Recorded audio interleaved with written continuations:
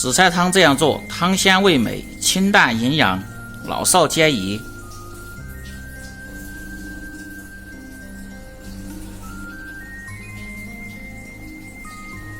Hello， 大家好，我是刘毅，关注刘毅美食，每天教你一道好吃又实用的家常菜。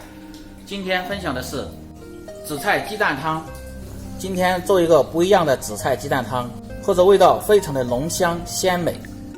鸡蛋一个，姜末、葱末、香菜段，准备一根比较嫩的黄瓜，清洗干净，切成斜刀片，放在汤里边，增加清香的味道。切好放入小盆中备用。把鸡蛋打散备用。紫菜鸡蛋汤呢，本来是要虾皮的，最近这海鲜比较贵，今天就没用虾皮，用我今天这个方法做出来的紫菜鸡蛋汤，味道也一样的鲜美。准备好，开始操作。起锅，把锅烧干，热锅凉油，放入葱油，少许的猪油，加入猪油可以使熬出来的汤非常的鲜美。下入打好的鸡蛋液，把鸡蛋液炒成蛋花，把这个鸡蛋稍微炒老一点。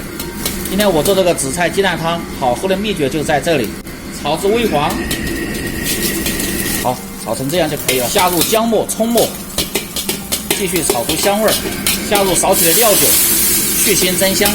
加入开水，一定要是开水。好，下入紫菜，不需要提前用开水泡，如果泡过会导致紫菜里边的鲜味流失，直接放入干紫菜，然后开大火熬1分钟。经过大火熬制的汤，颜色非常的白，可以使鸡蛋的鲜味和猪油的香味一起融合，喝着汤味非常的鲜浓。记住这个技巧，调味就只需要放入盐和胡椒粉就可以了。最后放入黄瓜片，再煮5秒钟。好，关火，放入汤碗中，最后再放入香菜，一道汤汁鲜美、味道浓郁的紫菜鸡蛋汤就做好了。这样做的紫菜汤，汤白味浓，大人小孩都爱喝。喜欢的朋友可以试着做下。